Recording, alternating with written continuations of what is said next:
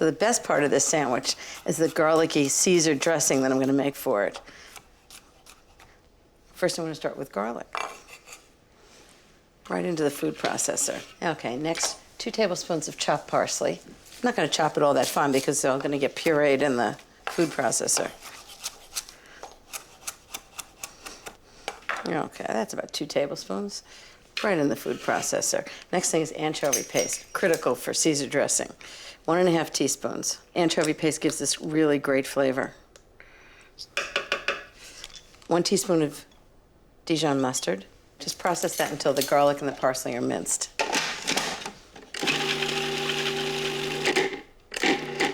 Great. Okay, now some lemon juice. About 1½ tablespoons.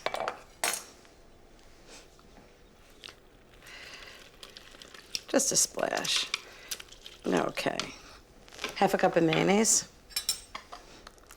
Gotta have mayonnaise, right? Okay, just make a nice smooth sauce.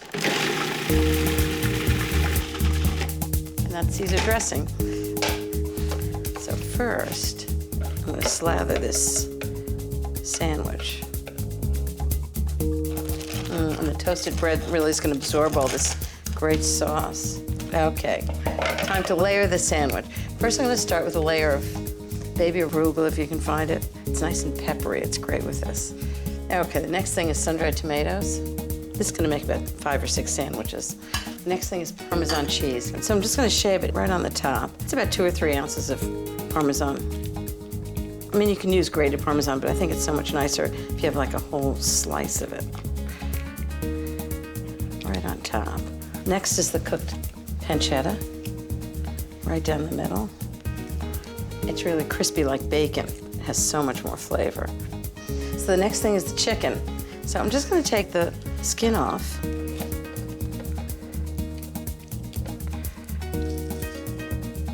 And then I'm just gonna slice it and put it right on the sandwich.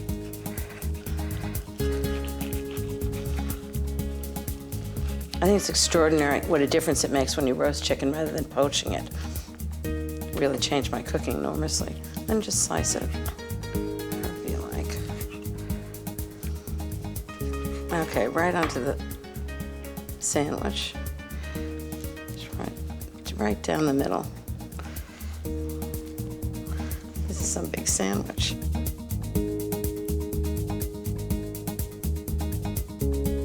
Okay, a little salt and pepper. Right on top of the chicken. And pepper. The last thing is some arugula right on top.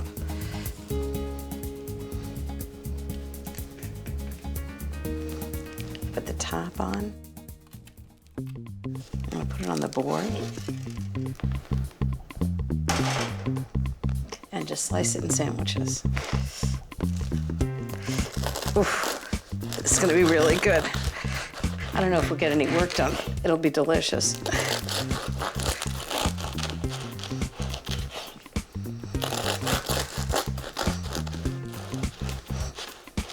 So much easier to make one big sandwich and cut it in 4 than make 6 individual sandwiches.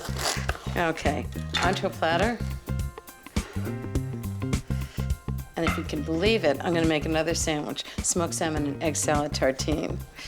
We're all gonna need a nap instead of getting any work done. We can get this one on. Perfect. So now I'm gonna do chicken salad sandwiches with a secret ingredient, tarragon from my garden. It's a really good herb. Sort of like anise flavor a little bit, and subtle, but I think it'll make all the difference.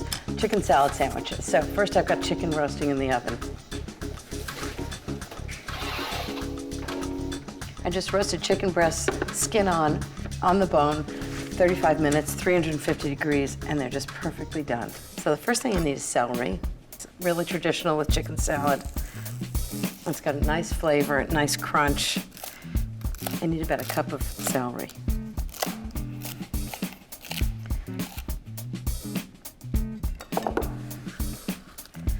So, lots of celery. Can't make chicken salad without mayonnaise. About 3/4 of a cup of mayonnaise. I'm gonna put it all in the bowl and then toss it later. Okay, what do we need next? Chicken. I think it should be cool enough to handle. It's actually great to do the chicken when it's still a little warm, because then it really absorbs the sauce. So it's chicken breast on the bone. Just gonna take the skin off. It's so much moisture when it's done this way. At Barefoot, we used to have big vats of boiling water and poach the chicken breast, and it was just impossible. And then all the flavor gets into the water. This way, all the flavors really stays in it when you roast it. It makes such a difference. And then I just do nice bite-sized chunks. I'm gonna stir it all together. Give it lots of seasoning, salt, pepper. It's ordinary ingredients, simple ingredients, but delicious chicken salad. Now I'm just gonna put in 2 teaspoons of salt. This all depends on how big the chicken breasts are. 1 teaspoon of pepper. Okay, time to make the sandwiches. So I'm gonna make 2 sandwiches with the chicken salad just as it is, and then I'm gonna make 2 more with a special ingredient. Okay, everybody knows how to make a sandwich. A little mayonnaise just to make sure that bread stays moist. Lots of chicken salad.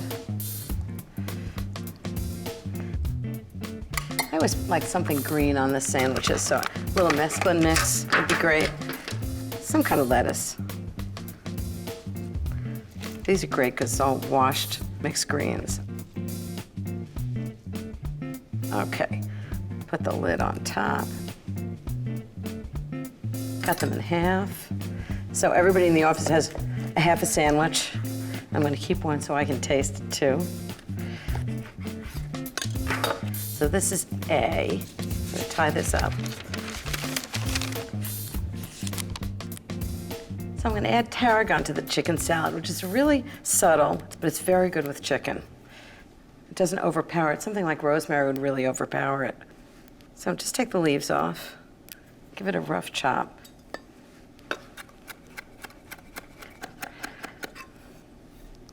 Okay, right into the chicken salad. We'll see if the guys in the office can tell the difference. It already smells good. Okay, a little mesclun, a little crunch.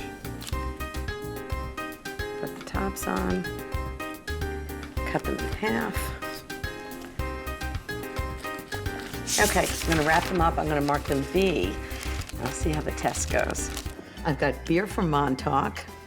I've got ciabatta rolls from Southampton, and I thought, what goes with both of those? I think I'm gonna make salmon and guacamole sandwiches, and then you can drink the beer with it. So first, I'm gonna make guacamole.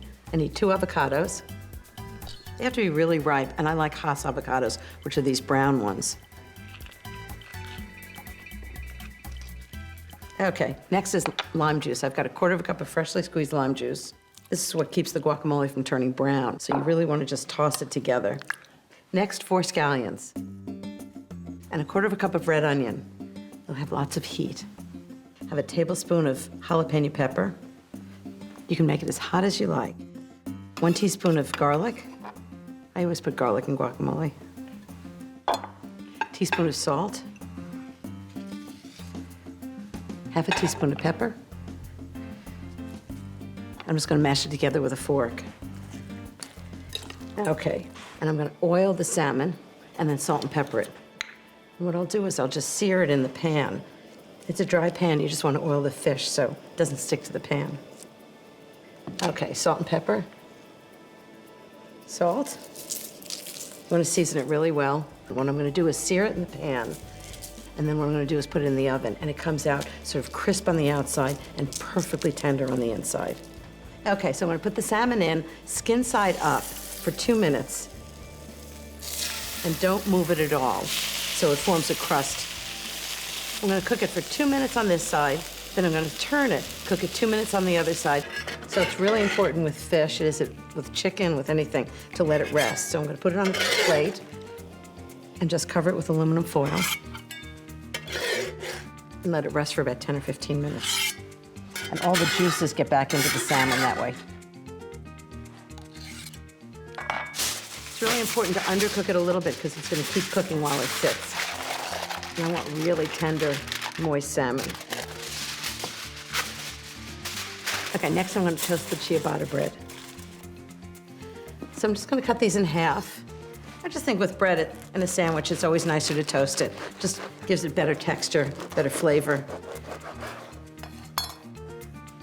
Put them on a sheet pan, 400 degrees for really 5 to 10 minutes, just until they're lightly toasted. Take 1 ciabatta, put guacamole on the bottom, about 2 tablespoons, that should do it. Just spread it out. And then 1 piece of salmon. I'm gonna take the skin off. I'm just gonna cut it in half with my hands. 2 pieces of applewood smoked bacon that I roasted in the oven. Some arugula, give it a little peppery lettuce thing going. A little salt, make sure it's perfectly seasoned. And a little more guacamole on the other piece of bread. Hold it all together. Put it right on top. Does that look good enough to eat? I'm making ultimate tuna melts, which is basically a tuna sandwich, but with the volume turned way up. This is very retro food. And I'm starting with tuna, but not ordinary tuna. I'm starting with really good tuna. This is Spanish tuna. It's packed in olive oil, but it's big pieces, and it's absolutely delicious. It's moist. The flavor is fantastic. I really look for some kind of imported tuna in a glass jar. With all respect to American tuna, this is particularly good. Okay, the tuna's broken up. Not too much, but just enough. And now we're gonna add lots of good things. Some diced celery. I always use the hearts of celery. I just think it's tenderer than the outside. The outside can sometimes be a little stringy. Lots of scallions. Give it lots of onion flavor. Mix it all in. And dill. I know it doesn't normally go with a tuna fish sandwich, but it makes such a difference. About 3 tablespoons of fresh dill. Think of dill with seafood, but you don't normally put it in tuna salad. And I thought, let me try it. It was really good. It's got that kind of anisey flavor. Okay, fresh lemon juice kind of brightens everything. Salt and pepper. Give it a little heat. It's amazing how salt and pepper makes everything taste better. Okay, next is the mayonnaise. And what I'm gonna do is flavor the mayonnaise. About 3/4 of a cup of good grocery store mayonnaise. Next is anchovy paste, just 1 teaspoon.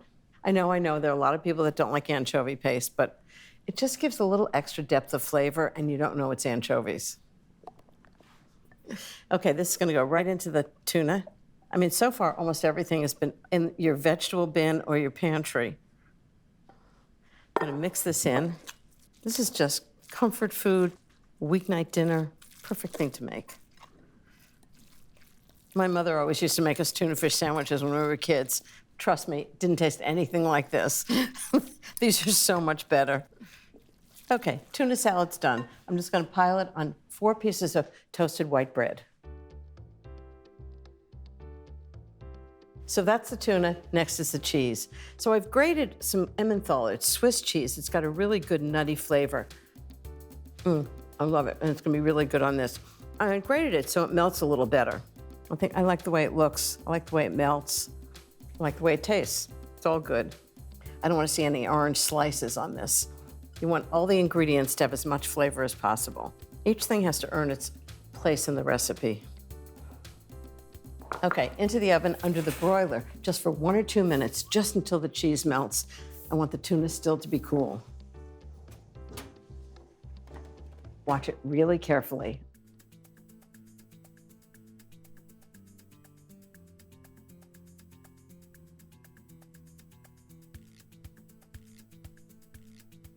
Okay, I think they're ready.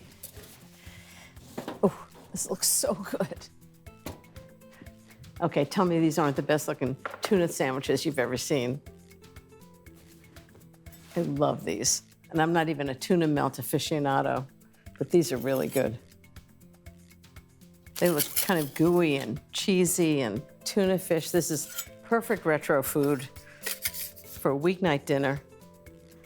The ultimate comfort food.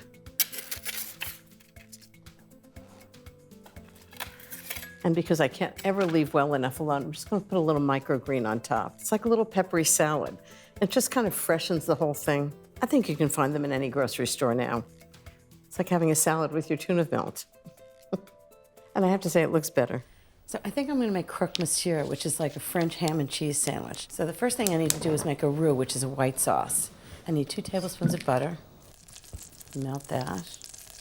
3 tablespoons of flour.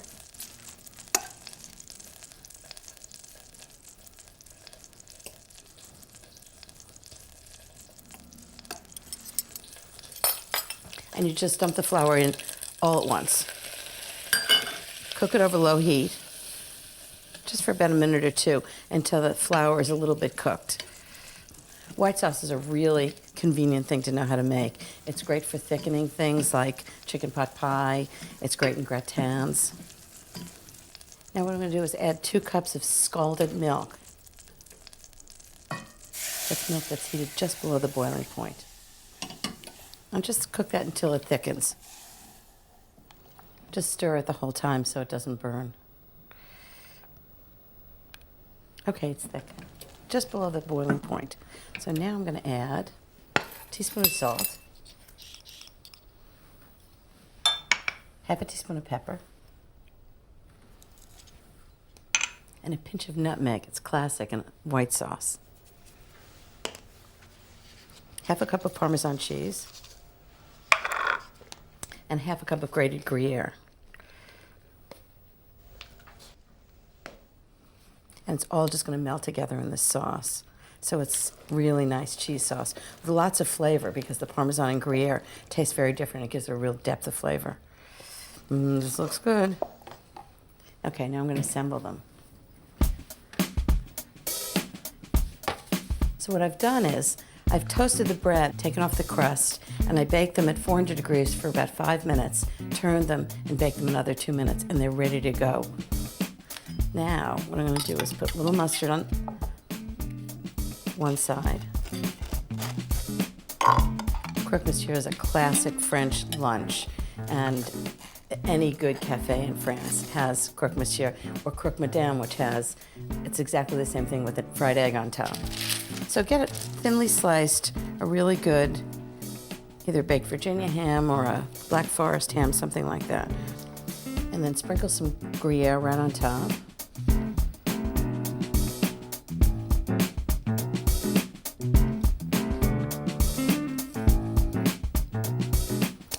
Other slice on top of that.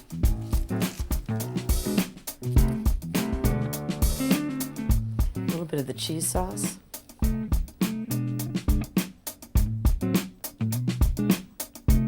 This is really cheesy.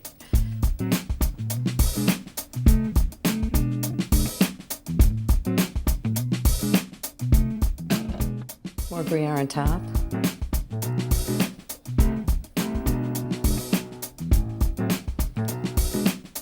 So I'm going to bake these at 400 degrees for 5 minutes, and then I'm going to broil them for 3 to 5 minutes. They'll be nice and brown and crusty on the top.